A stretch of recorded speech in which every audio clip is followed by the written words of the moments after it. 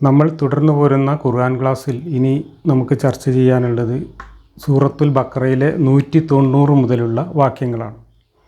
190ാമത്തെ വാക്യം അവതരിച്ചതിൻ്റെ സന്ദർഭവും സാഹചര്യവും അതിൻ്റെ യഥാർത്ഥ ആശയവും നമുക്ക് വിശകലനം ചെയ്യണമെങ്കിൽ അതിൻ്റെ ചരിത്രം കൂടി അറിയേണ്ടതുണ്ട്. പക്ഷേ ഇവിടെ നമ്മുടെ ഖുർആൻ ക്ലാസ് ഒരു വലിയ പ്രതിസന്ധിയിലെത്തിയിരിക്കുകയാണ്. നമ്മൾ ഖുർആൻ ക്ലാസ് തുടങ്ങിയതും തുടർന്നു പോരുന്നതും നിങ്ങൾക്കൊക്കെ അറിയാവുന്നതുപോലെ ഒരു ക്രോണോളജിക്കൽ ഓർഡർ അനുസരിച്ചാണ്.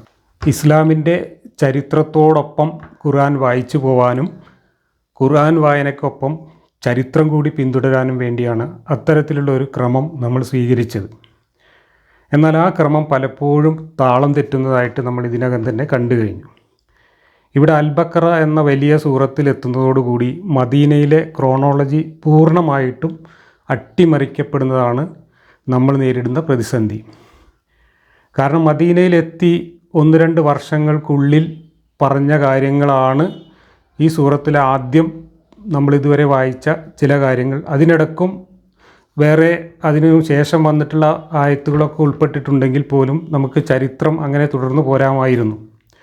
പക്ഷേ ഇനി നമ്മൾ വായിക്കാൻ പോകുന്ന 190 മുതലുള്ള ഏതാനും വാക്യങ്ങൾ ചരിത്രം കുറേ മുന്നോട്ട് പോയതിന് ശേഷം നടന്ന സംഭവങ്ങളുമായി ബന്ധപ്പെട്ടുള്ളതാണ്. അതായത് ഹിജ്റ മുഹമ്മദ് മദീനയിലെത്തി 6-7 വർഷം കഴിഞ്ഞതിന് ശേഷം നടക്കുന്ന സംഭവങ്ങളുടെ പശ്ചാത്തലത്തിലാണ് ഇനിയുള്ള വാക്യങ്ങൾ വരുന്നത്. അതുകൊണ്ട് തന്നെ നമുക്ക് ആ വാക്യങ്ങളുടെ സന്ദർഭവും സാഹചര്യവും കൃത്യമായിട്ട് അറിയണമെങ്കിൽ, മനസ്സിലാക്കണമെങ്കിൽ അതുവരെയുള്ള ആ മദീനയിലെ 6-7 വർഷത്തെ ചരിത്രം നമ്മൾ ചുരുക്കിയെങ്കിലും പറഞ്ഞു പോവേണ്ടതുണ്ട്.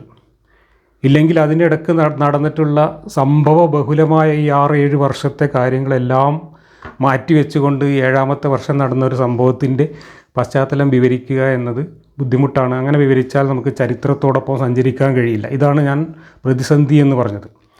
അതുകൊണ്ട് തന്നെ ഹിജ്റ 2 മുതൽ ഹിജ്റ 7 വരെയുള്ള മദീനയിലെ മുഹമ്മദിൻ്റെ ചരിത്രം നമുക്ക് ചുരുക്കി പറയേണ്ടതുണ്ട്.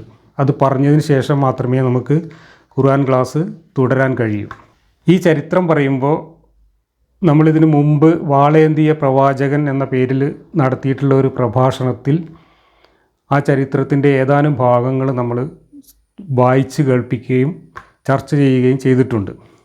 അപ്പോൾ ആ വീഡിയോ കൂടി കണ്ടെങ്കിലേ ഇനി ഞാൻ തുടർന്ന് പറയാൻ പോകുന്ന ചരിത്രത്തിൻ്റെ ശകലങ്ങളെ നമുക്ക് കൃത്യമായി മനസ്സിലാക്കാൻ കഴിയുള്ളൂ. വാളേന്തിയ പ്രവാചകൻ എന്ന പ്രഭാഷണത്തിൽ ഞാൻ ബദർ, ഉഹദ് തുടങ്ങിയിട്ടുള്ള യുദ്ധങ്ങളെക്കുറിച്ചാണ് പ്രധാനമായിട്ടും വിശദമായി സംസാരിച്ചത്.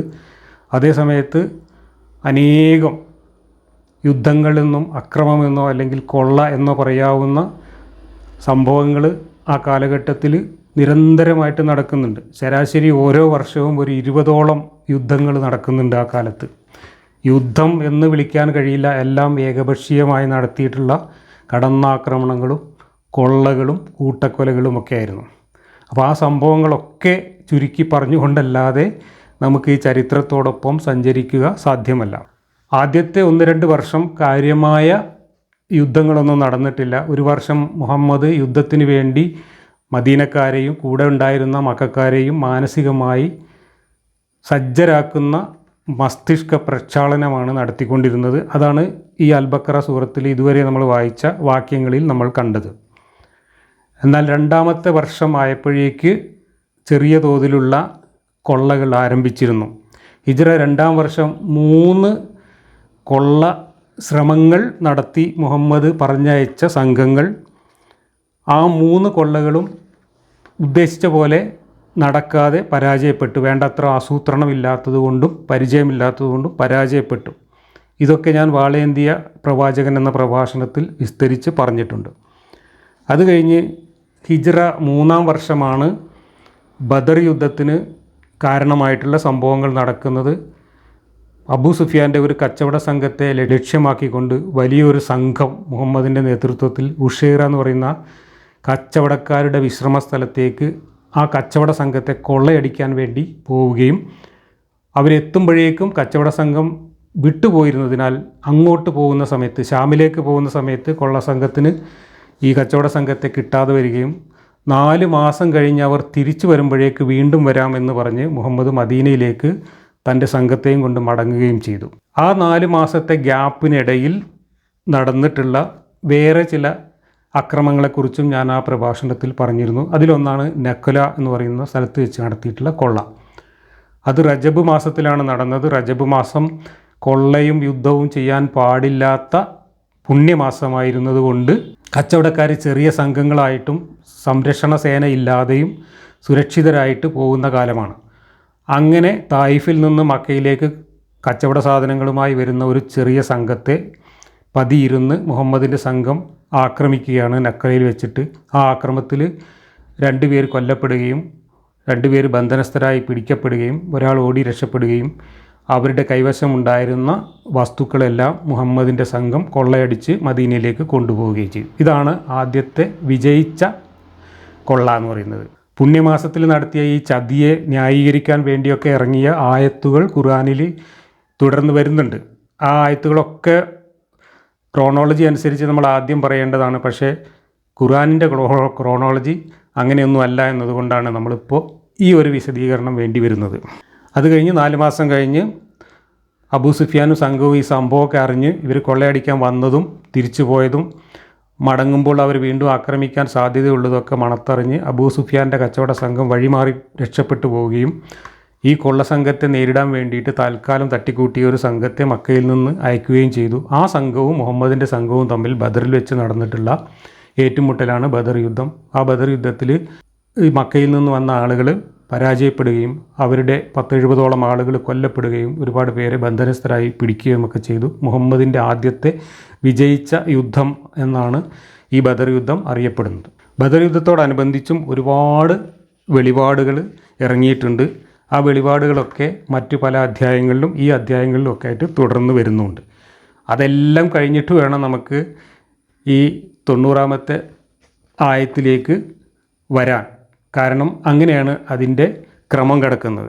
ഇനി ബദർ യുദ്ധം കഴിഞ്ഞ ഉടനെ നടക്കുന്ന മറ്റൊരു അക്രമം, ആ അക്രമത്തിൻ്റെ വിശദാംശങ്ങൾ ചരിത്ര പുസ്തകങ്ങളിലുണ്ട്. ഞാൻ വാളേന്തിയ പ്രവാചകനിൽ വായിച്ച് അതേ ചരിത്ര പുസ്തകത്തിൽ നിന്ന് ഞാൻ ആ സംഭവം വായിക്കാം. ബനു സുലൈം യുദ്ധം എന്ന പേരിലാണ് ആ അക്രമം അറിയപ്പെടുന്നത്. അതിൻ്റെ ചരിത്രം താരീഖുൽ ഇസ്ലാം എന്ന ചരിത്ര പുസ്തകത്തിൽ ഇങ്ങനെയാണ് പറയുന്നത്. ബദർ യുദ്ധം കഴിഞ്ഞ് മദീനയിൽ തിരിച്ചെത്തിയ 8ാമത്തെ ദിവസം തിരുമേനിയും സഹാബികളും ബനു സുലൈം ഗോത്രക്കാരുടെ നേരെ പുറപ്പെട്ടു. മുസ്ലിം സേനയുടെ മുമ്പിൽ ഒരു ധവള പതാക ഉയർത്തിപ്പിടിച്ചു അലി യാത്ര ചെയ്തു. സുലൈം ഗോത്രക്കാർ താമസിച്ച പ്രദേശത്തിനു കദിർ എന്നാണ് പേർ. പലതരം പക്ഷികളുടെ സങ്കേതമായിരുന്നതുകൊണ്ടാണത്രേ ആ പ്രദേശത്തിന് ആ പേര് സിദ്ധിച്ചത്. ആ പ്രദേശത്ത് ഒരു ജലാശയത്തിൻ്റെ പരിസരത്തിൽ മുസ്ലിങ്ങൾ താവളമടിച്ചു. 3 രാത്രി അവർ അവിടെ താമസിച്ചു. ധിക്കാരികളും അക്രമികളുമായ സുലൈം ഗോത്രക്കാർ മുസ്ലിങ്ങളുമായി എതിർക്കുവാൻ മുമ്പോട്ട് വന്നില്ല. മാത്രമല്ല അവർ ആ പ്രദേശം വിട്ട് ഓടിക്കളയുകയും ചെയ്തു. അവരുടെ വളർത്തുമൃഗങ്ങളെയെല്ലാം കൈയൊഴിച്ചുകൊണ്ടാണ് ആ യഹൂദികൾ തടി തപ്പിയത്. അവർ വിട്ടേച്ചു പോയ ആടുകളെയും പശുക്കളെയും ഒട്ടകങ്ങളെയും മുസ്ലിങ്ങൾ കരസ്ഥമാക്കി. മുസ്ലിങ്ങൾക്ക് കിട്ടിയ ഒട്ടകങ്ങളുടെ എണ്ണം 500 ഇതാണ് ബദർ യുദ്ധം കഴിഞ്ഞ ഉടനെ 8ാമത്തെ ദിവസം തന്നെ നടത്തിയിട്ടുള്ള അടുത്ത കൊള്ളയുടെ വിവരണം. അടുത്ത അക്രമം ബനു കൈനുക്ക എന്ന പേരുള്ള ഒരു ജൂത ഗോത്രത്തിനെതിരെ നടത്തിയിട്ടുള്ള അതിഭീകരമായിട്ടുള്ള ഒരു അക്രമമാണ്.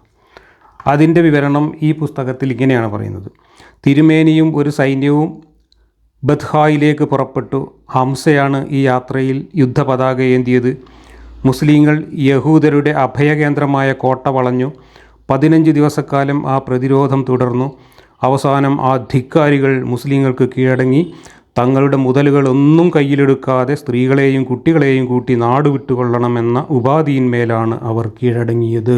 നിരവധി സ്വത്തുക്കളും യുദ്ധ ആയുധങ്ങളും മുസ്ലിങ്ങൾക്ക് ലഭിച്ചു. അവയിൽ നിന്ന് 3 വില്ലുകളും 2 പടയങ്കികളും 3 കുന്തങ്ങളും 3 വാളുകളും തിരുമേനി സ്വന്തമായി എടുക്കുകയും ഒരു പടയങ്കി മുഹമ്മദ് ബിനു മുസ്ലമത്തിനും മറ്റൊരു പടയങ്കി സഅദ് ബിനു മആദിനും സമ്മാനിക്കുകയും ബാക്കിയുള്ളവ ഓഹരി ചെയ്യുകയും ചെയ്തു.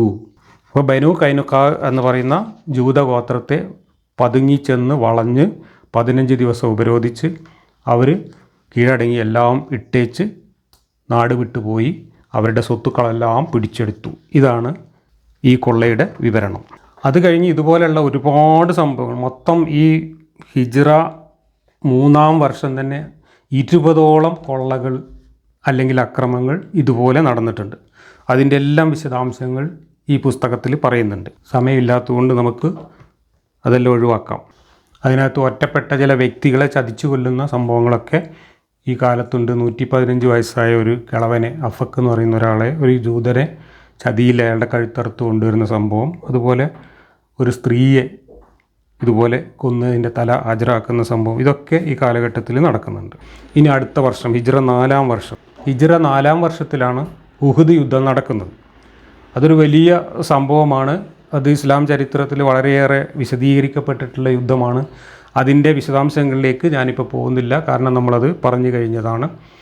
ഉഹുദ് യുദ്ധത്തിൽ മുഹമ്മദും സംഘവും പരാജയപ്പെടുകയാണ് ഉണ്ടായത്. ബദർ യുദ്ധത്തിൽ മക്കക്കാരായ 70 പേരെ കൊല ചെയ്തതിന് പകരം മുഹമ്മദിൻ്റെ സംഘത്തിലുള്ള 70 പേരെ പകരം കൊന്നുകൊണ്ട് അവർ തിരിച്ചുപോയി മക്കക്കാർ. അങ്ങനെ പ്രതികാരം ചെയ്ത ഖിസാസ് നടപ്പിലാക്കിയ ഒരു യുദ്ധമാണ് ഉഹുദ് യുദ്ധം എന്ന് പറയുന്നത്. മുഹമ്മദും സംഘവും സമ്പൂർണ്ണമായി പരാജയപ്പെട്ട യുദ്ധം. ഇനി ഹിജ്റ 4-ാം വർഷം തന്നെ നടന്ന മറ്റൊരു കൊള്ളയുടെ വിവരണം ഞാൻ വായിക്കാം. അബൂ സൽമത്തിൻ്റെ നായകത്വത്തിൽ ഒരു സേനയെ തിരുമേനി ഖത്തനിലേക്ക് നിയോഗിച്ചു. മുഹാജിറുകളും അൻസാറുകളുമായ 150 സഹാബികളാണ് ആ സേനയിൽ ഉണ്ടായിരുന്നത്. അബൂ ഉബൈദത്ത്, സയീദ്, ഉസൈദ് ബിൻ ഹലീർ, അബൂ നാലത്ത് എന്നിവർ ആ സേനയിൽ ഉൾപ്പെട്ടിരുന്നു. മുസ്ലിം സേനയെ കണ്ടപ്പോൾ പ്രതിയോഗികൾ ഓടിക്കളഞ്ഞു. അടിമകളായ 3 പേരെ മുസ്ലിങ്ങൾ ബന്ധനസ്ഥരാക്കി. ശത്രുക്കളുടെ കാലികളടക്കമുള്ള സ്വത്തുക്കൾ മുസ്ലിങ്ങൾ കണ്ടെടുത്തു. 7-ാമത്തെ ദിവസം അവർ മദീനയിൽ തിരിച്ചെത്തി. യുദ്ധത്തിൽ പിടിച്ചെടുക്കപ്പെട്ട മുതലുകൾ വ്യവസ്ഥയനുസരിച്ച് ഭാഗിച്ചപ്പോൾ ഓരോരുത്തർക്ക് 7 ഒട്ടകങ്ങളെ കിട്ടി. ഇതാണ് ഖത്തൻ എന്ന് പറയുന്ന സ്ഥലം കൊള്ളയടിച്ച സംഭവം. ഇനി അതേ വർഷം അതിനെ തുടർന്ന് നടന്ന മറ്റൊരു കൊള്ള. അനത്ത് എന്ന സ്ഥലത്ത് പോയി സുഫിയാനുബിനു ഖാലിദിനെ കൊല്ലുവാൻ തിരുമേനി അബ്ദുല്ലാഹിബിന് ഉനൈസിന് നിർദ്ദേശം നൽകി. താങ്കൾ മുഹമ്മദുമായി യുദ്ധം ചെയ്യുവാൻ ഒരു സൈന്യത്തെ ശേഖരിക്കുന്നുണ്ടെന്ന് പറഞ്ഞു കേട്ടു. ആ സൈന്യത്തിൽ ചേരുവാൻ വേണ്ടിയാണ് ഞാൻ ഇങ്ങോട്ട് വന്നതെന്ന് ഞാൻ അയാളെ ധരിപ്പിച്ചു. ശരിയാണ്, ഞാൻ ഒരു സൈന്യത്തെ ശേഖരിക്കുന്നുണ്ട്, നിനക്കും അതിൽ ചേരാമെന്ന് സന്തോഷപൂർവ്വം അയാൾ മറുപടി പറഞ്ഞു. അയാളെപ്പറ്റി പല മുഖസ്തുതികൾ പറഞ്ഞു അയാളെ സന്തോഷിപ്പിച്ചുകൊണ്ട് അയാളെ ഞാൻ അനുഗമിച്ചു. ഒരു വടി ഊന്നിക്കൊണ്ടാണ് അയാൾ നടന്നിരുന്നത്. ഇങ്ങനെ പലതും പറഞ്ഞുകൊണ്ട് ഞങ്ങൾ അയാളുടെ വീട്ടിലെത്തി. കൂട്ടുകാർ അവരുടെ സങ്കേതങ്ങളിലേക്ക് പിരിഞ്ഞുപോയി. വീട്ടിൽ അയാളും ഞാനും മാത്രമായി. അന്നു രാത്രി മറ്റുള്ളവർ ഉറങ്ങിക്കഴിഞ്ഞപ്പോൾ ഞാൻ ആ ഭീമാകായൻ്റെ കഴുത്തു ശരീരത്തിൽ നിന്ന് വേർപെടുത്തി ആ തലയും പേറിക്കൊണ്ട് ഞാൻ ഉടനെ അവിടെ നിന്ന് പുറപ്പെട്ടു. ആ തലയുമായി 18-ാമത്തെ ദിവസം മദീനയിലെത്തി. സുഫിയാൻ്റെ തല ഞാൻ തിരുമേനിയുടെ സന്നിധിയിൽ ഹാജരാക്കിയപ്പോൾ തിരുമേനി എനിക്കൊരു വടി സമ്മാനിക്കുകയും ഈ വടി പിടിച്ചുകൊണ്ട് നിങ്ങൾ സ്വർഗത്തിൽ കടക്കും എന്ന് പറയുകയും ചെയ്തു. ഇതാണ് ആ സംഭവത്തിൻ്റെ വിവരണം. ചതിയിൽ ഒരാളെ പോയി കൊലപ്പെടുത്തി വന്ന ചരിത്രമാണിത്. ഇനി അതേ വർഷം ബനു നദീർ എന്ന് പറയുന്ന സമ്പന്നരായ ഒരു ജൂതഗോത്രത്തെ പോയി കൊള്ളയടിച്ചു. ആ കൊള്ളയുടെ ചരിത്രമാണ് ഇനി വായിക്കുന്നത്. 10 ദിവസത്തിനകം സഹ്റത്ത് എന്ന പ്രദേശത്ത് നിന്ന് ജൂതന്മാർ ഒഴിഞ്ഞു പോകണമെന്നും അങ്ങനെ ചെയ്യാത്ത പക്ഷം മുസ്ലിങ്ങൾ യുദ്ധം ചെയ്തു അവരെ തുരത്തുമെന്നുമായിരുന്നു തിരുമേനിയുടെ സന്ദേശം. മുഹമ്മദ് ബിൻ മസ്ലമത്ത്, ബനു നുളൈർ ഗോത്രത്തലവന്മാരായ കഅബ് ബിൻ അഷ്റഫ്, ഹുയൈ ബിൻ അഖ്തബ് മുതലായവരെ ചെന്ന് കണ്ട് തിരുമേനിയുടെ സന്ദേശം അവരെ അറിയിച്ചു. തിരുമേനിയുടെ ആജ്ഞ അനുസരിച്ച് നാട് വിടുവാൻ അവർ തീരുമാനിച്ചു. പക്ഷേ അബ്ദുല്ലാഹിബിൻ ഉബയ്യ് എന്ന മുനാഫിക്ക് നേതാവ് ജൂതന്മാരുടെ തീരുമാനത്തെ നിരുത്സാഹപ്പെടുത്തുകയും നാട് വിടുവാനുള്ള ഒരുക്കത്തിൽ നിന്ന് അവരെ പിന്തിരിപ്പിക്കുകയും ചെയ്തു.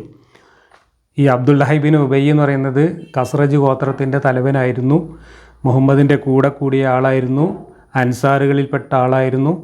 പക്ഷേ ജൂതന്മാരുമായിട്ട് നല്ല ബന്ധങ്ങളുണ്ടായിരുന്ന അവർക്ക് ഈ ജൂതരെ ആക്രമിക്കുന്നതിനോട് എതിർപ്പുണ്ടായിരുന്നു. ആ ജൂതരെ ആക്രമിക്കുന്നതുമായി ബന്ധപ്പെട്ടാണ് അബ്ദുല്ലാഹിബിൻ ഉബയ്യും മുഹമ്മദും തമ്മിൽ തർക്കമുണ്ടാകുന്നത്. ആ തർക്കത്തിൽ അബ്ദുല്ലാഹിബിൻ ഉബയ്യ് മുഹമ്മദിനെതിരായിട്ട് ജൂതന്മാരുടെ പക്ഷത്തിന് വേണ്ടി വാദിച്ചു. അതിനെ തുടർന്നാണ് അദ്ദേഹത്തെ മുനാഫിക്ക് എന്ന് പറഞ്ഞുകൊണ്ട്, കപടവിശ്വാസി എന്ന് പറഞ്ഞ് ചീത്ത പറഞ്ഞുകൊണ്ട് നിരവധി ആയത്തുകൾ ഇറങ്ങിയത്. ആ ആയത്തുകളാണ് നമ്മൾ അൽ ബഖറ സൂറത്തിൽ ആദ്യം വായിച്ചത്. അദ്ദേഹം ഈ ബനു നദീർ ഗോത്രക്കാരെ രക്ഷിക്കാൻ വേണ്ടി ശ്രമിച്ച കാര്യമാണ് ഇവിടെ ഈ ഇസ്ലാമിക ചരിത്രത്തിൽ വളച്ചൊടിച്ച് എഴുതി വച്ചിട്ടുള്ളത്. ആ കപടവിശ്വാസി ജൂതന്മാരോട് ഇപ്രകാരം പറഞ്ഞു: നിങ്ങളുടെ പ്രദേശമാണ് ഈ സഹ്റത്ത്. നിങ്ങൾ ഈ പ്രദേശത്ത് നിന്ന് ഒഴിഞ്ഞു പോകണമെന്ന് നിങ്ങളോട് കൽപ്പിക്കുവാൻ മറ്റാർക്കും അധികാരമില്ല. യുദ്ധഭീഷണിയെ നിങ്ങൾ വകവെക്കേണ്ടതില്ല. നിങ്ങൾ ഭീരുക്കളോ അശക്തരോ അല്ല. പോരെങ്കിൽ 2000 യോദ്ധാക്കൾ എൻ്റെ കയ്യിലുണ്ട്. അവർ അറബികളാണ്. അവരെ ഞാൻ ഇങ്ങോട്ട് അയച്ചു തരാം. അവർ നിങ്ങളുടെ കോട്ടയെ രക്ഷിക്കും. അവരെല്ലാവരും മരിച്ചു കഴിഞ്ഞാലല്ലാതെ നിങ്ങളെ തൊടുവാൻ പ്രതിയോഗികൾക്ക് അവർ അവസരം നൽകുകയില്ല. അതിനു പുറമെ ഖുറൈലത്ത്, ഗത്ഫാൻ എന്നീ വംശക്കാരും നിങ്ങളെ സഹായിക്കും. മുസ്ലിങ്ങൾ യുദ്ധത്തിന് വരികയാണെങ്കിൽ അവരെ നമുക്ക് ചതച്ചു കളയാം. നിങ്ങൾ ധൈര്യം അവലംബിക്കൂ. മുനാഫിക്ക് നേതാവിൻ്റെ ചാടുവാക്കുകൾ കേട്ടപ്പോൾ ജൂത നേതാക്കൾക്ക് ധൈര്യം തോന്നുകയും തങ്ങൾ സഹ്റത്ത് വിട്ടു പോവുകയില്ലെന്നവർ തിരുമേനിയെ അറിയിക്കുവാൻ തീരുമാനിക്കുകയും ചെയ്തു. യഹൂദികളുടെ കോട്ടയ്ക്ക് പുറത്ത് മുസ്ലിം സേന താവളമടിച്ചു. മുസ്ലിം സേനയെ കണ്ടപ്പോൾ ഭീതരായ യഹൂദികൾ കോട്ടക്കുള്ളിൽ കടന്ന് കോട്ടവാതിലുകളെല്ലാം അടച്ചു കളഞ്ഞു. അവർക്ക് പുറത്തു വരുവാൻ കഴിയാത്ത വിധം മുസ്ലിം സേന കോട്ട വളഞ്ഞു. ആ പ്രതിരോധം 15 ദിവസം നീണ്ടുനിന്നു. ആ 15 ദിവസങ്ങളിൽ യഹൂദികൾക്കെതിരായി തിരുമേനി കൽപ്പിച്ച പല പ്രത്യക്ഷ നടപടികൾ മുസ്ലിം സേന നടത്തുകയുണ്ടായി. കോട്ടയ്ക്കകത്തുള്ള മാളികകളിന്മേൽ നിന്ന് യഹൂദികൾ നോക്കിക്കൊണ്ടിരിക്കെ അവരെ വ്യാകുലപ്പെടുത്തുന്നതിന് വേണ്ടി അവർക്ക് പ്രിയകരമായ ചില ചെടികളും വൃക്ഷങ്ങളും മുസ്ലിങ്ങൾ നശിപ്പിച്ചു. അത് കണ്ടപ്പോൾ സ്ത്രീകളും കുട്ടികളും വ്യസനിച്ചു നിലവിളിച്ചു. ബനു നദീർ ഗോത്രക്കാരെ ഉപരോധിച്ച് അവരുടെ കോട്ട വളഞ്ഞ ശേഷം അവരുടെ കൃഷി മുഴുവൻ, അവരുടെ ഈത്തപ്പനകൾ മുഴുവൻ വെട്ടി തീയിട്ട് കളയുകയും നശിപ്പിക്കുകയും ചെയ്തു. അതിനെ കൂടെ ഉണ്ടായിരുന്നവർ തന്നെ കുറ്റപ്പെടുത്തിയപ്പോൾ അള്ളാഹു അതിനെ ന്യായീകരിച്ചുകൊണ്ട് ഇറക്കിയ ആയത്തും ഈ ഖുർആനിൽ തുടർന്ന് വരുന്നുണ്ട്. ആ ആയത്തുകളൊക്കെ നമ്മൾ ആദ്യം വായിച്ചു പോവേണ്ടതായിരുന്നു. ക്രോണോളജി അനുസരിച്ചാണ് പോകുന്നതെങ്കിൽ, പക്ഷെ അതൊക്കെ പിന്നീടാണ് വരുന്നത്. അലിയുടെ ഖഡ്ഗം അസൂക്കിൻ്റെ കഴുത്ത് ഉടലിൽ നിന്ന് വേർപെടുത്തി അസൂക്കിൻ്റെ തല തിരുമേനിയുടെ മുമ്പിൽ അലി ഹാജരാക്കി. അയാളുടെ കൂട്ടുകാർ ഓടിക്കളഞ്ഞെന്നറിഞ്ഞപ്പോൾ അവരെ തേടിപ്പിടിച്ച് വധിക്കുവാനായി അബൂ ദുജാനത്ത്, സഹ്ലിബിനു ഹനീഫ് എന്നിവരെ മറ്റു 10 സഹാബിമാരെയും തിരുമേനി നിയോഗിച്ചു. അവർ ആ ശത്രുക്കളെ തിരഞ്ഞു പിടിച്ച് വധിക്കുകയുണ്ടായി. രക്ഷപ്പെടുവാൻ യാതൊരു മാർഗവുമില്ലെന്ന് വന്നപ്പോൾ ആ നാട് വിട്ടു പോയിക്കൊള്ളാമെന്നും ബനു നദീർ ഗോത്രക്കാരെ ആയ യഹൂദികൾ സമ്മതിച്ചു.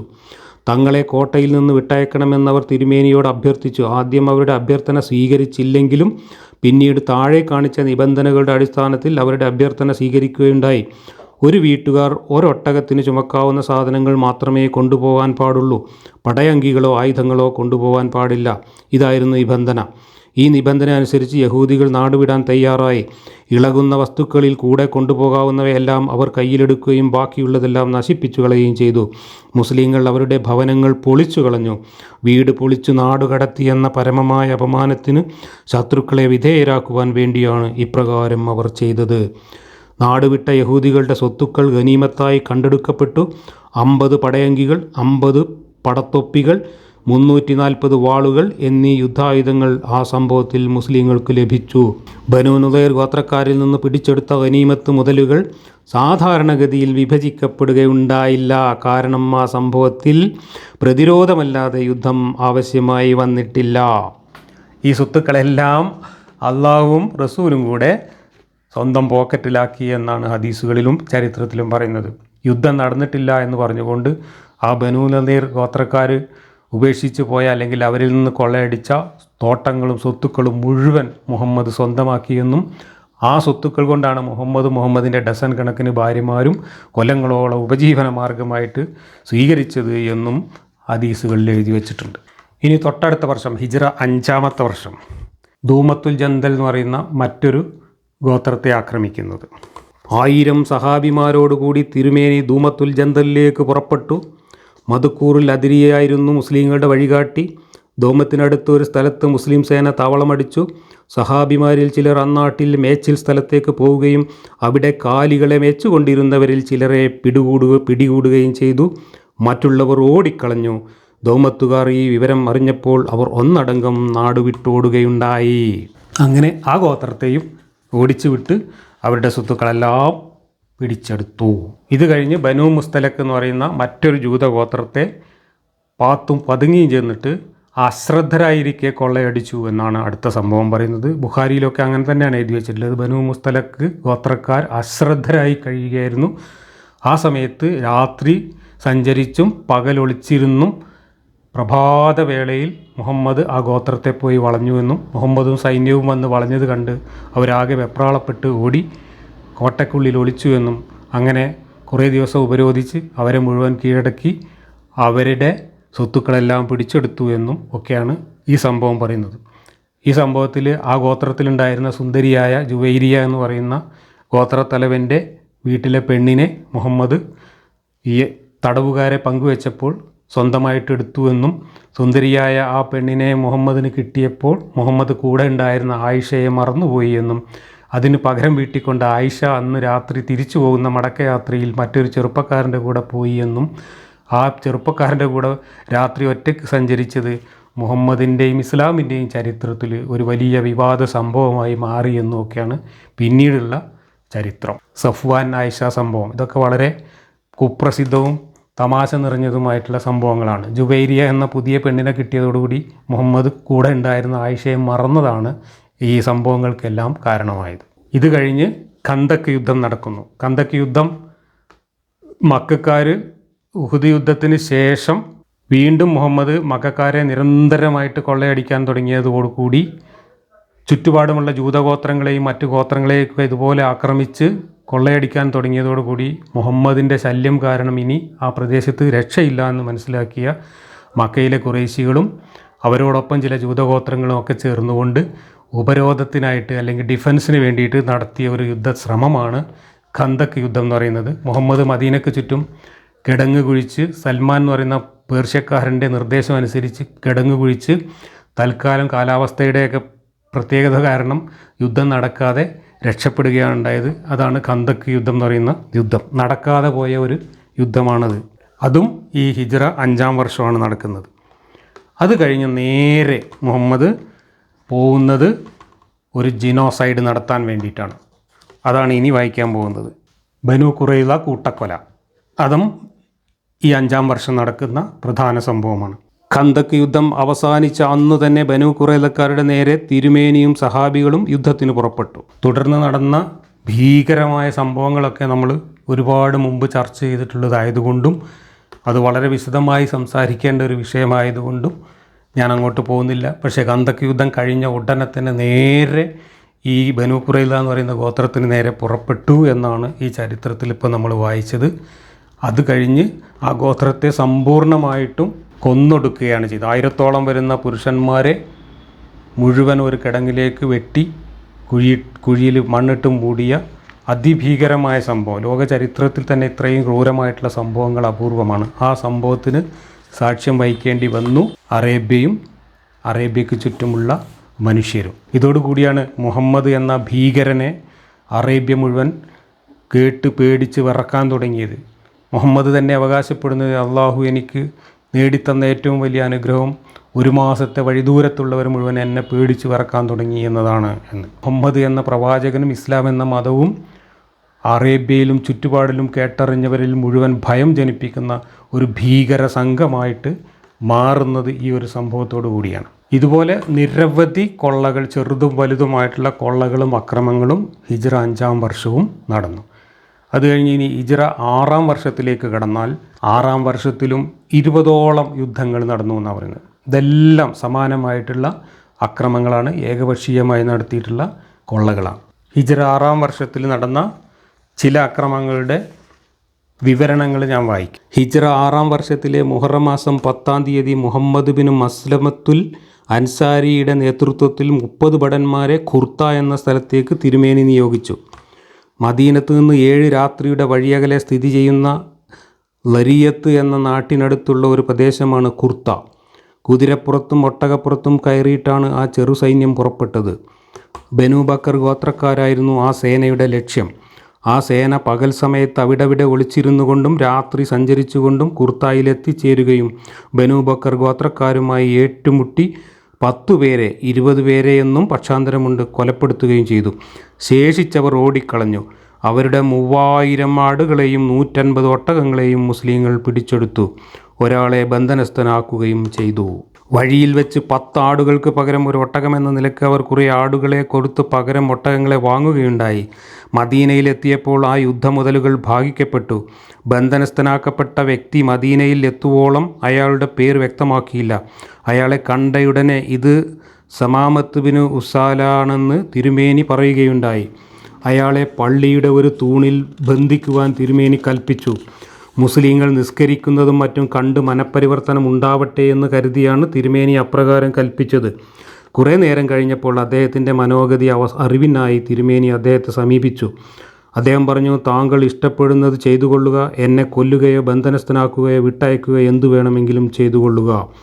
തിരുമേനി മറുപടിയൊന്നും പറയാതെ തിരിച്ചുപോയി. 2-ാം ദിവസവും 3-ാം ദിവസവും തിരുമേനി അദ്ദേഹത്തെ സമീപിച്ചു. അപ്പോഴെല്ലാം അദ്ദേഹം മുൻപറഞ്ഞതു തന്നെ ആവർത്തിച്ചു. അവസാനം തിരുമേനി അദ്ദേഹത്തെ ഇസ്ലാമിലേക്ക് ക്ഷണിച്ചു. അതും അദ്ദേഹം സ്വീകരിച്ചില്ല.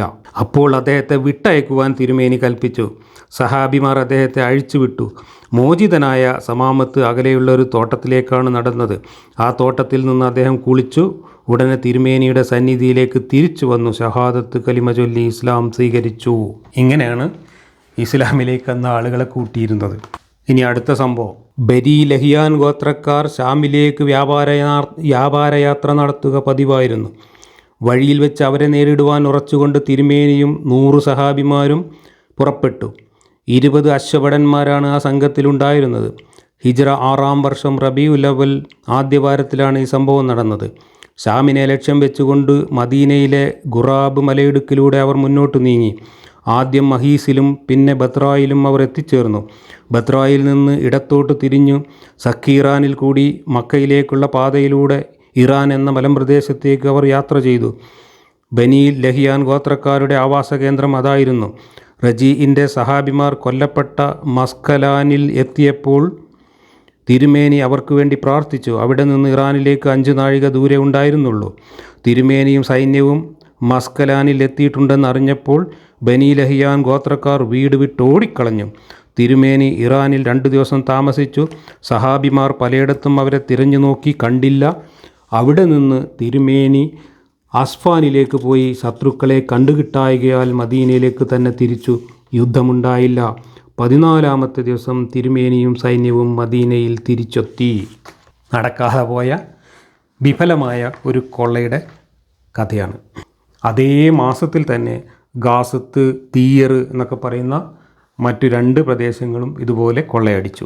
ഇനി തൊട്ടടുത്ത മാസം ഹിജ്റ 6-ാം വർഷം റബീഉൽ അവ്വൽ മാസത്തിൽ തന്നെയാണ് ഈ സംഭവം ഉണ്ടായത്. ഉക്കാശത്ത് ബിൻ മൂസിനുൽ അസീദിൻ്റെ നേതൃത്വത്തിൽ 40 സഹാബിമാർ ബനു അസദ് ഗോത്രക്കാരുടെ വാസസ്ഥലമായ ഗംറിലേക്ക് നിയോഗിക്കപ്പെട്ടു. സഹാബിമാർ തങ്ങളോട് എതിർക്കുവാൻ പുറപ്പെട്ടിട്ടുണ്ടെന്നറിഞ്ഞപ്പോൾ ബനു സഅദ് ഗോത്രക്കാർ ആ പ്രദേശത്തു നിന്നും മാറിക്കളഞ്ഞു. സഹാബികൾ ആ പ്രദേശത്തെത്തിയപ്പോൾ വീടുകളെല്ലാം ഒഴിഞ്ഞു കിടക്കുന്നതായി കണ്ടു. സുജായ് ഇബ്നു വഹബും ചില സഹാബിമാരും സമീപസ്ഥലങ്ങളിൽ ഒരു തിരച്ചിൽ നടത്തി. ആ തിരച്ചിലിൽ ഒരാളെ അവർ കണ്ടുപിടിച്ചു. അയാൾ ബനു അസദ് ഗോത്രക്കാരുടെ ആടുകളെയും പശുക്കളെയും സഹാബിമാർക്ക് കാണിച്ചു കൊടുത്തു.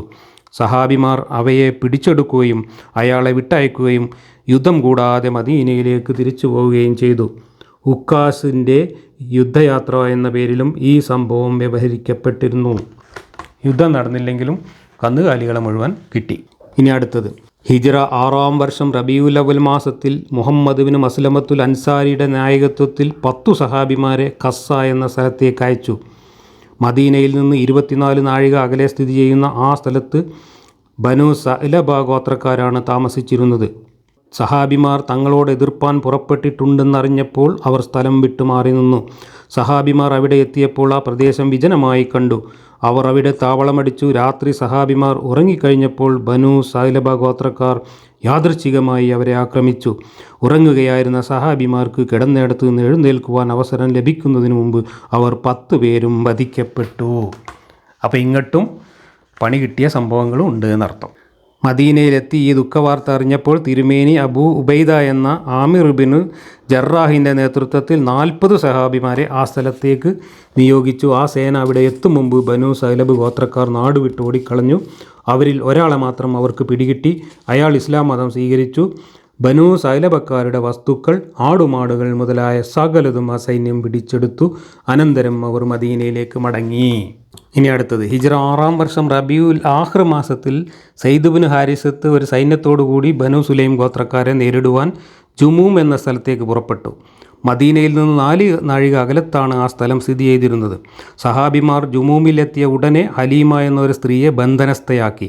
അപ്പോഴേക്കും അവിടെ തടിച്ചുകൂടിയ ഒരു കൂട്ടം പുരുഷന്മാരും ബന്ധനസ്ഥരാക്കപ്പെട്ടു. അക്കൂട്ടത്തിൽ ഹലീമയുടെ ഭർത്താവും ഉണ്ടായിരുന്നു. ബനു സുലൈം ഗോത്രക്കാരുടെ വീടുകളിൽ കണ്ടെത്തിയ ആടുമാടുകളെയും സാമാനങ്ങളെയും അവർ കരസ്ഥമാക്കി. പിടിച്ചെടുക്കപ്പെട്ട നാൽക്കാലികളുടെയോ ബന്ധനസ്ഥരാക്കപ്പെട്ട ആളുകളുടെയോ എണ്ണം പറയപ്പെട്ടിട്ടില്ല. ഹലീമയെയും ഭർത്താവിനെയും തിരുമേനി സയ്യിദ് ഇബ്നു ഹാരിസത്തിന് സമ്മാനിച്ചു. ഈ ഹലീമ ഇസ്ലാം മതം വിശ്വസിച്ചതായി തെളിവുകളില്ല. അക്കൊല്ലം തന്നെ ജമാദുൽ അവൽ മാസത്തിൽ സയ്യിദ് ഇബ്നു ഹാരിസത്ത് 70 അശ്വഭടന്മാരോടൊപ്പം ഈസ് എന്ന സ്ഥലത്തേക്ക് നിയോഗിക്കപ്പെട്ടു. മദീനയിൽ നിന്ന് 4 ദിവസത്തെ വഴിയരികെ സ്ഥിതി ചെയ്യുന്ന ഒരു പ്രദേശമാണ് ഈസ്. ഖുറൈശികളുടെ കച്ചവട സംഘം ഷാമിൽ നിന്ന് തിരിച്ചു വരുമ്പോൾ അവരെ നേരിടുവാനാണ് ഈ സേന നിയോഗിക്കപ്പെട്ടിരുന്നത്. ഖുറൈശികൾ തിരിച്ചു വരുമ്പോൾ ഈസിൽ വെച്ച് മുസ്ലിം സേന അവരെ കണ്ടുമുട്ടുകയും അവരുമായി ഏറ്റുമുട്ടി അവരിൽ ചിലരെ ബന്ധനസ്ഥരാക്കുകയും അവരുടെ മുതലുകൾ കണ്ടെടുക്കുകയും ചെയ്തു. ബന്ധനസ്ഥരാക്കപ്പെട്ടവരിൽ തിരുമേനിയുടെ പുത്രിയായ സൈനബയുടെ ഭർത്താവായ അബുൽ ആസീബിനുൽ റബീഉം ഉണ്ടായിരുന്നു. കണ്ടെടുത്ത സാധനങ്ങളും ബന്ധനസ്ഥരാക്കപ്പെട്ട ആളുകളും തിരുമേനിയുടെ സന്നിധിയിൽ ഹാജരാക്കപ്പെട്ടു. അപ്പോൾ അബുൽ ആസിയെ വിട്ടയക്കുവാൻ സൈനബ തിരുമേനിയോട് അഭ്യർത്ഥിച്ചു. ആ പ്രശ്നം തിരുമേനി സഹാബിമാരുടെ തീരുമാനത്തിന് വിട്ടു. തിരുമേനിയുടെ ഹിതം മനസ്സിലാക്കിയ സഹാബിമാർ അദ്ദേഹത്തെ വിട്ടയച്ചു. സ്വന്തം മരുമകനെയാണ് പിടിച്ചത്, അപ്പോൾ അവനെ വിട്ടയച്ചു. അടുത്തത് ഹിജ്റ 6-ാം വർഷത്തിൽ തന്നെ ജമാദുൽ ആഖിർ മാസത്തിൽ 15 സഹാബിമാരോടുകൂടി സയ്യിദ് ഇബ്നു ഹാരിസത്ത് തിറഫ് എന്ന പ്രദേശത്തേക്ക് നിയോഗിക്കപ്പെട്ടു. മദീനയിൽ നിന്ന് ഇറാഖിൻ്റെ ഭാഗത്തായി 36 നാഴിക അകലെ സ്ഥിതി ചെയ്യുന്ന ആ സ്ഥലം ബനു സഅലബ ഗോത്രക്കാരുടെ കേന്ദ്രമായിരുന്നു. അവരെ നേരിടുവാനാണ് ഈ സേന നിയോഗിക്കപ്പെട്ടത്. ഈ സേനയെ കണ്ടപ്പോൾ തിരുമേനിയും സൈന്യവും ഇവരുടെ പിന്നാലെ വരുന്നുണ്ടെന്ന് ധരിച്ചുകൊണ്ട് ബനു സഅലബക്കാർ ഓടിക്കളഞ്ഞു. അവിടെ ഉണ്ടായിരുന്ന ആടുകളെയും ഒട്ടകങ്ങളെയും പിടിച്ചെടുത്തുകൊണ്ട് ആ സേന മദീനയിലേക്ക് തിരിച്ചു. കൊള്ള കൊള്ള കൊള്ള കവർച്ച, ഇത് തന്നെയാണ് നടക്കുന്നത്. ഹിജ്റ 6-ാം വർഷം ഷഅബാൻ മാസത്തിൽ ധൂമത്തുൽ ജന്തൽ എന്ന സ്ഥലത്തേക്ക് അബ്ദുറഹ്മാൻ ഇബ്നു ഔഫിൻ്റെ നേതൃത്വത്തിൽ ഒരു സൈന്യം നിയോഗിക്കപ്പെട്ടു. തിരുമേനി അദ്ദേഹത്തെ അടുത്ത് വിളിച്ചിരുത്തുകയും തൃക്കയ്യാൽ തലപ്പാവ് കെട്ടിക്കൊടുക്കുകയും തിരുമേനി നിർദ്ദേശിച്ചനുസരിച്ച് ബിലാൽ അദ്ദേഹത്തിന് പതാക നൽകി. ആ നാട്ടിലെ നിവാസികൾ ബനു കൽബ് ഗോത്രക്കാരായിരുന്നു. അസ്ബഗ് ബിനു അമ്രു എന്ന ക്രിസ്ത്യാനിയായിരുന്നു ആ നാട്ടുകാരുടെ നേതാവും ഭരണാധിപനും. ധൂമത്തിൽ എത്തിച്ചേർന്ന് അബ്ദുറഹ്മാൻ ബിനു ഔഫ് ആ നാട്ടുകാരെ ഇസ്ലാമിലേക്ക് ആഹ്വാനം ചെയ്തു. ആദ്യത്തെ ദിവസവും 2-ാമത്തെ ദിവസവും അവരിൽ നിന്ന് യാതൊരു പ്രതികരണവും ഉണ്ടായില്ല. 3-ാമത്തെ ദിവസം അസ്ബുബിന് അമ്രു ഇസ്ലാം മതം സ്വീകരിച്ചു. അതിനെ തുടർന്ന് ആ നാട്ടുകാരിൽ ബഹുഭൂരിപക്ഷം ഇസ്ലാമിനെ ആശ്ലേഷിച്ചു. ഇസ്ലാം മതം സ്വീകരിക്കാത്തവർ ജിസിയ എന്ന നികുതി നൽകിക്കൊള്ളാമെന്ന് സമ്മതിച്ചു കീഴടങ്ങി. സമാധാനത്തിൻ്റെ മതം എങ്ങനെയാണ് അറേബ്യയിൽ പ്രചരിച്ചത് എന്നതിന് ഇതിലും വലിയ ദൃഷ്ടാന്തങ്ങളൊന്നും നമ്മൾ അന്വേഷിച്ച് പോകേണ്ട. ചരിത്രം പച്ചയായിട്ട് തന്നെ എഴുതി വച്ചിട്ടുണ്ട്. ഇനി അതേ വർഷം ഷഅബാൻ മാസത്തിൽ 100 സഹാബിമാരോടൊപ്പം അലിയെ ഫതക്ക് എന്ന സ്ഥലത്തേക്ക് നിയോഗിച്ചു. ഖൈബർ യുദ്ധത്തിൽ യഹൂദികളെ സഹായിച്ച ബനു സഅദ് ഗോത്രക്കാർ അവിടെയാണ് താമസിച്ചിരുന്നത്. അവരുമായി ഏറ്റുമുട്ടുവാനാണ് അലിയുടെ നേതൃത്വത്തിൽ ഈ സേന തിരുമേനി നിയോഗിച്ചത്. ആ സൈന്യം ഫതക്കിൻ്റെയും ഖൈബറിൻ്റെയും ഇടയിലുള്ള ഗമജ് എന്ന സ്ഥലത്തെത്തിയപ്പോൾ ഒരാളെ കണ്ടുമുട്ടി. അയാളെ പിടിച്ച് ചോദ്യം ചെയ്തപ്പോൾ താൻ ബനു സഅദ് ഗോത്രക്കാരുടെ ഒറ്റുകാരനാണെന്ന് അയാൾ സമ്മതിച്ചു. ബനു സഅദ് ഗോത്രക്കാരായ 200 യോദ്ധാക്കൾ ഒരിടത്ത് സംഘടിച്ചിട്ടുണ്ടെന്നും അവരുടെ സങ്കേതം താൻ കാട്ടിക്കൊടുക്കാമെന്നും അയാൾ സമ്മതിച്ചു. മുസ്ലിം സേന അയാളെയും കൂട്ടി മുമ്പോട്ട് നീങ്ങി. കുറച്ചു ദൂരെ എത്തിയപ്പോൾ ഒരു തരിശു നിലത്ത് കുറേ കാലികളെ അവർ കണ്ടു. ഈ കാലികൾ ബനു സഅദ് ഗോത്രക്കാരുടേതാണെന്ന് ഒറ്റുകാരൻ പറഞ്ഞപ്പോൾ മുസ്ലിം സേന അവയെ പിടിച്ചെടുത്തു. കാലികളെ മേച്ചുകൊണ്ടിരുന്ന ഇടയന്മാർ ഓടിച്ചെന്നു ഈ വിവരം ബനു സഅദ് ഗോത്രക്കാരെ അറിയിച്ചപ്പോൾ അവർ സ്ഥലം വിട്ട് ഓടിക്കളഞ്ഞു. സഹാബിമാർ സ്ഥലത്തെത്തിയപ്പോൾ സ്ഥലം ജനശൂന്യമായിരുന്നു. പിടിച്ചെടുത്ത 500 ഒട്ടകങ്ങളെയും 2000 ആടുകളെയും കൂട്ടി അവർ മദീനയിലേക്ക് തിരിച്ചു. അടുത്തത് മദീനയിൽ നിന്ന് 7 ദിവസത്തെ വഴിയരികെ സ്ഥിതി ചെയ്യുന്ന വാദി ഖുറ എന്ന നാട് ഉമ്മു കിർഫത്ത് എന്ന പേരിൽ അറിയപ്പെട്ട ഫാത്തിമ എന്ന ഒരു സ്ത്രീയാണ് ഭരിച്ചിരുന്നത്. ആ സ്ത്രീ അധർമ്മിണിയും അക്രമിയുമായിരുന്നു. മുസ്ലിം സേന വളരെ തന്ത്രപരമായി ആ സ്ഥലത്തെത്തുകയും ധിക്കാരിണിയായ ഫാത്തിമയെ അപഹാസ്യമായ നിലയിൽ കൊല്ലുകയും ചെയ്തു. ഫാത്തിമയെ കൊന്നത് കണ്ടപ്പോൾ അവളുടെ കൂട്ടുകാർ ആത്മരക്ഷാർത്ഥം ഓടിക്കളഞ്ഞു. അവരുടെ അധാർമികയായ ഒരു മകളെ മുസ്ലിങ്ങൾ ബന്ധനസ്ഥയാക്കുകയും മദീനയിലേക്ക് കൊണ്ടുവന്നു തിരുമേനിയുടെ സന്നിധിയിൽ ഹാജരാക്കുകയും ചെയ്തു. ഹിജ്റ 6-ാം വർഷം റമദാൻ മാസത്തിലാണ് ഈ സംഭവം നടന്നത്. ആ സ്ത്രീയെ 2 കാല് 2 ഒട്ടകത്തിൻ്റെ മേൽ കെട്ടിയിട്ട് 2 ഒട്ടകങ്ങളെ എതിർ ദിശയിൽ ഓടിച്ചിട്ട് നാട്ടാ കീറിയിട്ടാണ് കൊന്നത് എന്നൊക്കെയാണ് എഴുതി വച്ചിട്ടുള്ളത്. സമാധാനത്തിൻ്റെ ദൂതൻ, ലോകാവസാനം വരേക്കുള്ള ഉത്തമ മാതൃകയായ ദൂതൻ. അടുത്തത് ഹിജ്റ 6-ാം വർഷം റമദാനിൽ മസ്ഊദ് ബിൻ സിനാനുൽ അസ്ലമി, അസ്വദ് ബിൻ സായി, അബൂ ഖതാദത്ത് എന്ന ഹർസ്, അബ്ദുല്ലാഹിബിൻ ഉനൈസ് എന്നീ 4 പേരോടൊപ്പം അബ്ദുല്ലാഹിബിൻ അത്തീഖ് അൻസാരിൽ ഖസ്റജി, അബൂ റാഫി എന്ന പേരിൽ അറിയപ്പെട്ട സുല്ലാമിബിനു അബിൽ ഹുഖൈക്ക് എന്ന ജൂതപ്രമാണിയെ കൊല്ലുവാൻ പുറപ്പെട്ടു. ആ 5 പേരും വളരെ തന്ത്രപരമായി ഖൈബറിൽ ആ യഹൂദിയുടെ കോട്ടക്കടുത്തെത്തി. അവർ സൂര്യാസ്തമനത്തിന് ശേഷമാണ് അവിടെ എത്തിയത്. ആ യഹൂദിയുടെ കോട്ട വളരെ ഉയരം കൂടിയതായിരുന്നു. അബ്ദുല്ലാഹിബ്നു അത്തീഖ് കൂട്ടുകാരെ ഒരിടത്ത് ഇരുത്തി കോട്ടവാതിലിനെ സമീപിച്ചു. വല്ല വിധത്തിലും അകത്തു കടക്കുവാൻ സാധ്യതയുണ്ടോ എന്ന് നോക്കുവാനാണ് അദ്ദേഹം അങ്ങനെ ചെയ്തത്. അപ്പോഴേക്കും കോട്ടക്കകത്തുള്ള ഒരു കഴുതയെ കാണായികയാൽ ആ കഴുതയെ തിരഞ്ഞുകൊണ്ട് ഒരു പന്തവുമായി ചിലർ കോട്ടക്കകത്തു നിന്ന് പുറത്തേക്ക് വന്നു. അവരെ കണ്ടപ്പോൾ അബ്ദുല്ല മുഖം മറച്ചുകൊണ്ട് ഒരിടത്തിരുന്നു. കഴുതയെ തിരിഞ്ഞു വന്നവർ കോട്ടക്കകത്തേക്ക് തിരിച്ചുപോയി. അബ്ദുല്ല അവരുടെ കൂട്ടത്തിലുള്ള ആളാണെന്ന് കരുതി കാവൽക്കാരൻ അദ്ദേഹത്തെ കോട്ടക്കകത്ത് കടത്തി വാതിലടച്ചു പൂട്ടി. താക്കോൽ കൂട്ടം ഒരു കൊക്കയിൽ കൊളുത്തിയിട്ടു. കാവൽക്കാരൻ മാറിക്കഴിഞ്ഞപ്പോൾ അബ്ദുല്ല താക്കോലെടുത്ത് കോട്ടവാതിൽ തുറന്നു വെച്ചു. പിന്നെ തൻ്റെ ലക്ഷ്യമായ യഹൂദി കിടന്ന മുറി അദ്ദേഹം കണ്ടുപിടിച്ചു. ആ മുറിയിൽ ആ യഹൂദിയുടെ ഭാര്യയും മക്കളും ഉണ്ടായിരുന്നു. അബ്ദുല്ല ആ മുറിയിൽ കടന്നു. അബൂ റാഫീനെ വിളിച്ചു. ആ ജൂതൻ എഴുന്നേറ്റ് നിന്നു. അവർ തമ്മിൽ ഏറ്റുമുട്ടി. അബ്ദുല്ലാവിൻ്റെ ഖഡ്ഗം ചലിച്ചു. പക്ഷേ ആ വെട്ട് പ്രതിയോഗിയുടെ ശരീരത്തിലേറ്റില്ല. 2ാമത്തെ വെട്ടിൽ നിന്ന് ആ യഹൂദി ഒഴിവായതുമില്ല. നിലവിളി കേട്ട് സഹായത്തിന് ആളുകൾ ഓടിയെത്തുന്നതിന് മുമ്പ് അബ്ദുല്ല കോട്ടക്കകത്ത് നിന്ന് പുറത്തു ചാടി അതിവേഗം മദീനയിൽ എത്തിച്ചേർന്നു. ഇതുപോലുള്ള ചതിയുടെയും കൊള്ളയുടെയും ആക്രമത്തിൻ്റെയും ഏകപക്ഷീയമായ അധിനിവേശത്തിൻ്റെയും നിരവധി സംഭവങ്ങളാണ് ഈ ഹിജ്റ 2 മുതൽ 6 വരെയുള്ള വർഷങ്ങളിൽ മദീനയിലും പരിസരത്തും നടന്നിട്ടുള്ളത്. ഇനിയും എത്രയോ സംഭവങ്ങൾ ഇതിനകത്ത് വിശദീകരിച്ചിട്ടുണ്ട്. എല്ലാം സമാനമായതുകൊണ്ട് ഞാൻ ആ വായന നിർത്തുകയാണ്. നമ്മൾ ചർച്ച ചെയ്യാനുള്ള ഖുർആൻ വാക്യം ഹുദൈബിയ സന്ധിയുമായി ബന്ധപ്പെട്ടും അതിനെ തുടർന്ന് മുഹമ്മദും സംഘവും തൊട്ടടുത്ത വർഷം മക്കയിലേക്ക് ഉംറ ചെയ്യാനായിട്ട് പോകുന്നതുമായി ബന്ധപ്പെട്ടും നടന്നിട്ടുള്ള സംഭവങ്ങളുടെ അടിസ്ഥാനത്തിലാണ് വിശദീകരിക്കേണ്ടത്. അതുകൊണ്ടാണ് അതിൻ്റെ മുമ്പ് നടന്ന ഈ 5-6 വർഷങ്ങളിൽ നടന്ന സംഭവങ്ങളെ വളരെ ചുരുക്കി നമ്മൾ പറഞ്ഞു പോകുന്നത്. കാരണം ഇല്ലെങ്കിൽ നമ്മൾ ചരിത്രത്തിൽ വലിയൊരു ഗ്യാപ്പ് വരും. ആ ഗ്യാപ്പ് വന്നു കഴിഞ്ഞാൽ നമുക്ക് ഈ ചരിത്രത്തെ ഫോളോ ചെയ്യാൻ കഴിയില്ല. ചരിത്രത്തോടൊപ്പം ഖുർആൻ വായിച്ചു പോകാൻ കഴിയില്ല. അതുകൊണ്ടാണ് ഇത്രയും കാര്യങ്ങൾ പറഞ്ഞത്. എന്നാൽ ഈ പറഞ്ഞ സംഭവങ്ങളോടൊക്കെ അനുബന്ധിച്ച് ഒരുപാട് ഖുർആൻ ആയത്തുകൾ, വെളിപാടുകൾ ഇറങ്ങിയിട്ടുണ്ട്. ആ വെളിപാടുകളൊക്കെ ഇനി വരുന്ന അധ്യായങ്ങളിലും ഈ അധ്യായങ്ങളിൽ തുടർന്നും ഒക്കെയാണ് ഇനി വരുന്നത്. അപ്പോൾ നടന്ന ക്രമത്തിലല്ല ഖുർആനിൽ ഇവിടുന്ന് അങ്ങോട്ട് ചിക്കിപ്പരത്തി ഇട്ടിട്ടുള്ളത് എന്നതുകൊണ്ടാണ് ചരിത്രത്തോടൊപ്പം നമുക്ക് ഖുർആൻ വായിക്കാൻ പറ്റാതെ പോകുന്നത്. അതുകൊണ്ടാണ് ഇത്രയും ചരിത്ര സംഭവങ്ങളെ ചുരുക്കി ഞാനിവിടെ പറഞ്ഞത്. ഇനി ഖുർആൻ ക്ലാസ് തുടരുന്നതിൻ്റെ ഭാഗമായിട്ട് 290 മുതലുള്ള ആയത്തുകളുടെ വിശദീകരണം എന്ന നിലക്ക് ഹുദൈബിയ സന്ധി എന്താണെന്നും അതിനെ തുടർന്ന് നടന്ന സംഭവങ്ങൾ എന്താണെന്നൊക്കെ നമുക്ക് ആ ക്ലാസ്സിൽ വിശദമായിട്ട് പറയാം.